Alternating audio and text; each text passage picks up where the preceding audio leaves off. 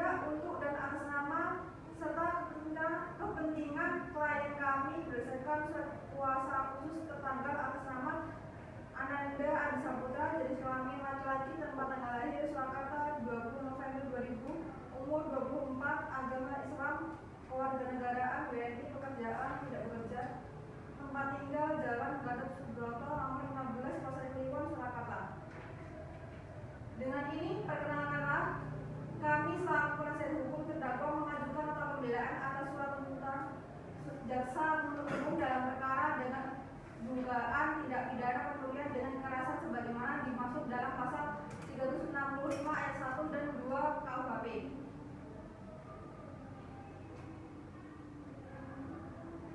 Bahwa surat tuntutan dari jaksa penuntut umum telah dibacakan pada persidangan di Pengadilan Negeri Surakarta yang terbuka untuk umum, di mana terdakwa telah dinyatakan terbukti melakukan perbuatan pidana sebagaimana yang diatur dalam pasal. Maka pada kesempatan ini izinkanlah kami selaku penasihat hukum terdakwa menyampaikan pledoi yang kami bagi menjadi beberapa bagian. Berikut yang pertama, pendahuluan. Kami selaku penasihat hukum terdakwa menyampaikan pembelaan sebagai berikut. 1. Dakwaan jaksa penuntut umum. Jaksa penuntut umum mendakwa bahwa terdakwa Ananda Adi Saputra telah melakukan tindak pidana pencurian dengan kekerasan sebagaimana dimaksud dalam pasal 365 ayat 1 dan 2 KUHP. Kemudian fakta-fakta persidangan yang pertama, tidak ada saksi yang melihat langsung terdakwa melakukan pengambilan barang. Yang kedua, rekaman CCTV tidak menampilkan identitas jelas. Yang ketiga, tidak ditemukan sidik jari atau zat forensik yang mengikat terdakwa. Kemudian yang keempat, luka korban tidak menunjukkan identitas pelaku. Yang kelima, terdakwa tidak menemukan dalam penguasaan barang bukti utama. Yang keenam, keterangan terdakwa tidak didukung pemeriksaan objektif. Kemudian alat bukti, yang pertama ada keterangan saksi, yang kedua barang bukti, yang ketiga petunjuk. Kemudian ada tanggapan atas fakta yang terungkap di persidangan. Yang mulia majelis hakim, setelah kami mencermati seluruh keterangan saksi, alat bukti serta fakta-fakta yang terungkap dalam persidangan, terdapat sejumlah hal penting yang harus kami klarifikasi demi objektivitas penilaian terhadap terdakwa Ananda Adi Saputra. Adapun tanggapan kami sebagai berikut.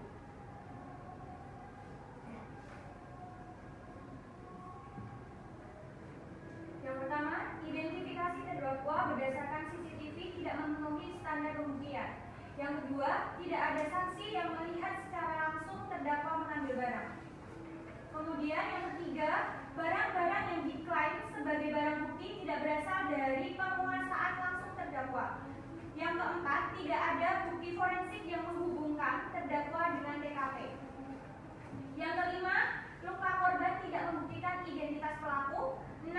Pengakuan terdakwa tidak dapat berdiri sendiri sebagai alat bukti. 7. Motif mantan karyawan tidak dapat menggantikan alat bukti.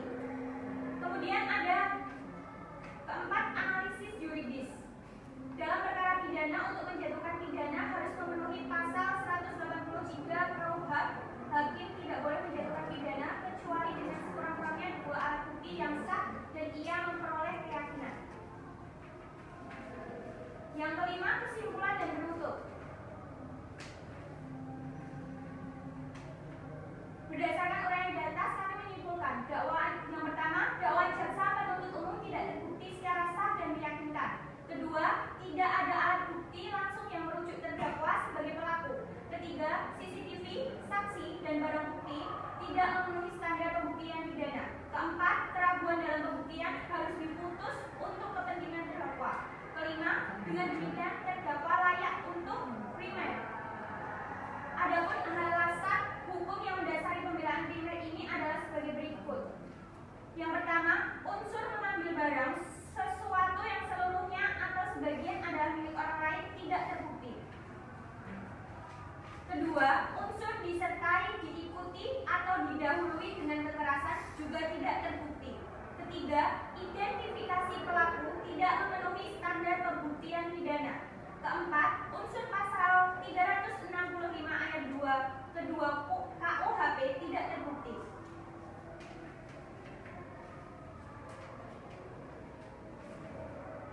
Yang kelima,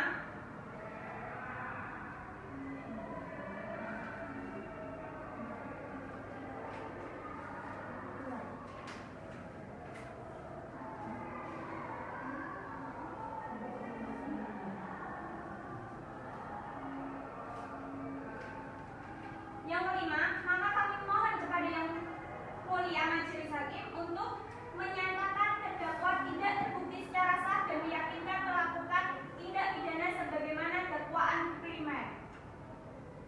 Subsidiar, apabila Yang Mulia Majelis Hakim berpendapat lain atau pembelaan primer, maka kami menyampaikan pembelaan subsidiar berikut. Yang pertama, unsur pasal 362 KUHP pencurian jasa juga tidak terbukti. Kedua, tidak ditemukan barang hasil pencurian dalam penguasaan terdakwa, sehingga unsur pembuktian pasal 362 tetap tidak terpenuhi.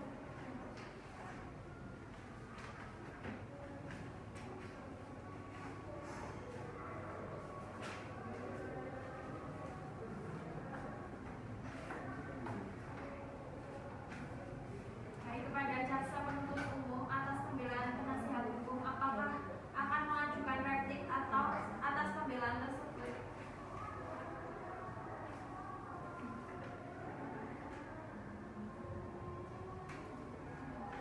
Tidak ada yang mulia. Baik, dikarenakan JPO tidak mengajukan replik dan menerima pledoi, maka pemeriksaan perkara sudah selesai. Selanjutnya kesempatan majelis hakim untuk musyawarah dan membuat putusan.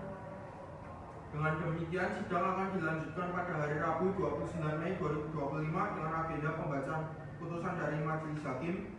Sidang ditunda dan akan dibuka kembali pada waktu tersebut. Sidang dinyatakan ditutup.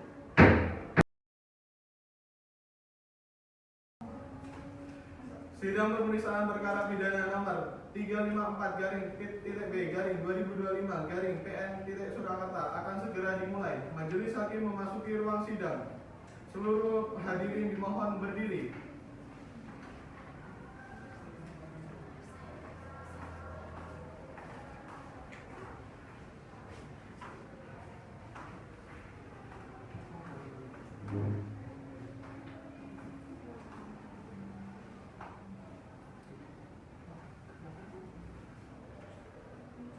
Hadirin dapat duduk kembali.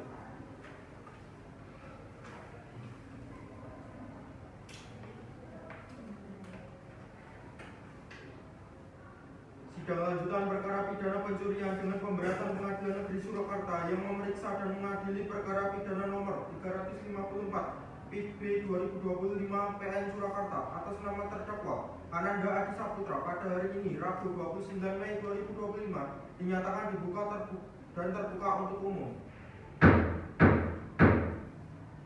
Kepada jaksa penuntut umum dipersilakan untuk menghadirkan terdakwa ke ruang sidang.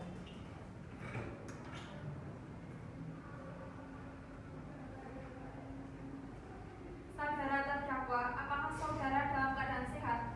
Ya, saya dalam keadaan sehat dan mulia. Agenda sidang pada hari ini adalah pembacaan putusan oleh majelis hakim kepada terdakwa, jaksa penuntut umum serta penasihat hukum harap mendengarkan dengan seksama. Putusan nomor 354 PIB 2025 PN Surakarta.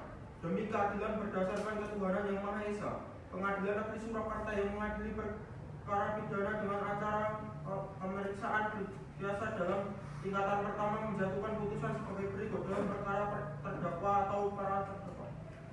Nama Ananda Adi Saputra, tempat tanggal lahir Surakarta 20 November 2000, umur 25 tahun, jenis kelamin laki-laki, warga negara Indonesia, agama Islam, pekerjaan tidak bekerja, pendidikan SMK, tempat tinggal Jalan Gatot Subroto nomor 15